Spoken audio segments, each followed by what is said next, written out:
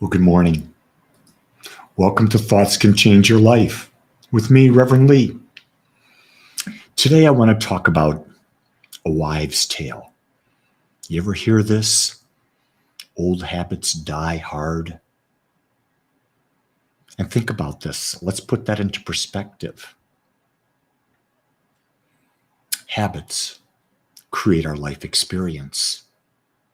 If you really break it down, we all have habits. Most of them are unconscious. And because of those habits control how we think, they control how we feel, they control how we speak, they control how we act. And when something controls all four of those modalities, guess what? It creates our life. So the question that we should be asking ourselves is, are my habits serving me? And if a habit is not serving you, the only way to deal with that is to replace it. Replace it with a habit that has greater meaning and benefit to you. That's the only reason you'll change your habits, is that you can see a greater meaning and a greater benefit based on who you are as a unique expression of life. And realize that my habits are not going to be your habits because I'm different than you.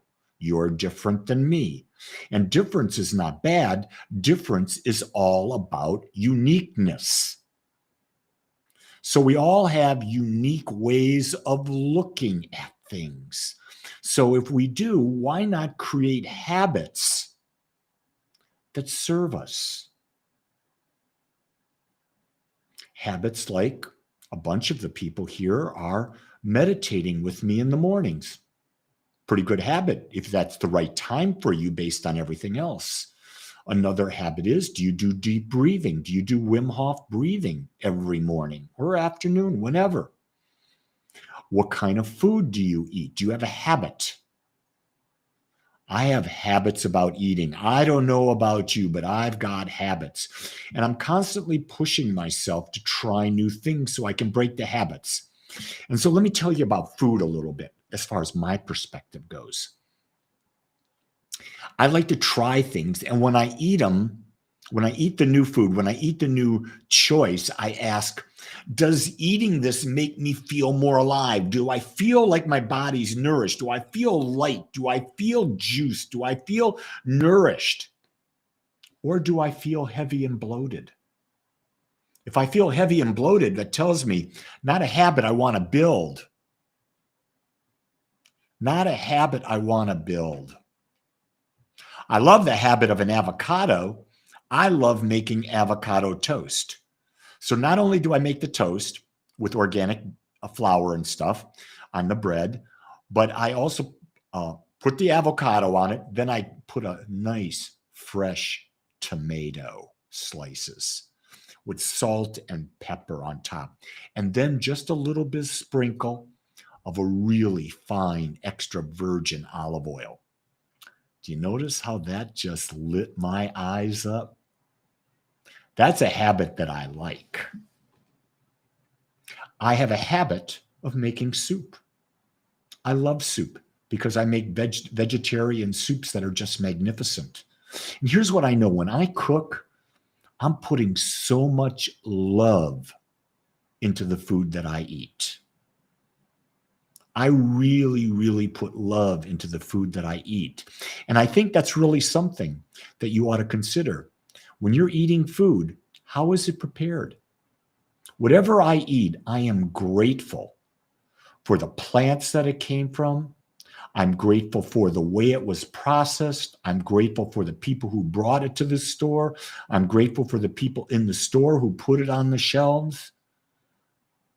And living in gratitude makes food better. Exactly, Sherry.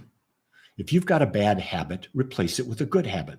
I don't put a poached egg, Anita. I don't like poached eggs, but I do like a scrambled egg, and sometimes I do that. And Sherry says, How do I eliminate a bad habit, replace it with a good one? Yeah. So at the age of 33, many years ago, I was a smoker. And I smoked. I smoked from the day I got married or around when my mother-in-law came into my life. So I smoked starting at about 21 or 20 to 33. So what, 13 years I smoked? I had a habit, a real big habit. I was addicted. And then I was carrying my little baby son in my arm out to the mailbox in Tampa, smoking a cigarette, right? And I saw him looking at me. And I said, that's not what I want. I don't want my son to witness his father smoking. So I decided to quit smoking, and I quit smoking that very day. I replaced it with jogging. Why did I choose jogging? I lived in Tampa. The weather was nice. And I knew, number one, if I jogged, I wouldn't want to smoke. I'm not saying it's the only habit I could have created, but it's a habit I created. And so now I don't jog at all. I haven't jogged in, 16, 17 years. But what I do is I'll use the elliptical, I'll use the rowing machine, I'll use the stair climber at the gym. So I replaced the habit of jogging. When I felt my knees and my hips feeling, that pounding, I replaced it. I created a different habit. And so you create these habits that really serve you. The one habit I suggest everyone do, I really suggest, is you build a meditation practice. For me, it's the single best thing that I've ever done. It calms my mind. It centers me. It reconnects me with the infinite. It reconnects me with my inner self. It takes me out of judgment. It helps me get my mind straight. The benefits of meditation are just so fantastic. So the key thing that we're talking about here is when you build a new habit, you choose what it is. You choose it because it benefits you. Teresa says she just finished her meditation. Love hearing that. As you can tell, I'm a proponent of meditation. I'm a huge proponent of it. Exactly, Anita. When I quit smoking and I used jogging, man, my lungs got cleared, and guess what? It showed on my x-rays. You could see, if you're a smoker and you get an x-ray, you could see the starting of the congestion. And then a year, more like 3 years later, it's completely cleared. See, the body is an amazing vessel. The body is able to recreate itself. It does so most every year. It takes about a year for all the cells in the body to be regenerated and replace themselves. So really, the person you are today is not the person you were a year ago. Here's the key thing. The person you'll be a year from now is not the person you'll be today. What will determine how you are a year from now are the habits you're creating and living today. If you create the habits, if you continue the habits that you have right now, your body will be on a path, a trajectory to continue the path of what you're creating right now. So if you're not liking how your body is being created, you got to change your habits about that. Your eating, your exercising, your stress levels. You really got to work at the stress level. Stress is the one thing, bad stress, not good stress. Resistance training, things like that. That's good stress.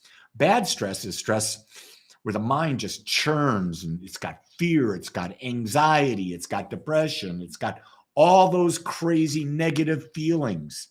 And it's a fight or flight type mentality. And then the body's got to channel its energy into that. And so it's not giving enough energy to replacing with healthy virile cells. Full Metal, 30 days to change a habit. It depends on the habit. Sometimes it's faster than 30 days. Sometimes it's longer than 30 days. Think about the habit of smoking. How long does it take the body to get rid of that craving for nicotine? For me, it was at least a year. before the craving stopped. And then every now and then it came back. So while 30 days is an average, don't hold yourself to an average, because then you're setting yourself up for failure. Average is a nice way of measuring things, but you got to look at the specific thing we're trying to change. So my message today is old habits die hard. If you want to replace an old habit, create a new one. But before you create it, write down all the benefits and how it's going to serve you. And once you get the benefits, you've got a big reason why you'll make that habit a part of your daily life. Know that I'm here for you. I care for you. I accept you as you are, which means I love you. And you, and only you, can make this your great day. Create a new habit today. See how it works. Have a good one. Aloha.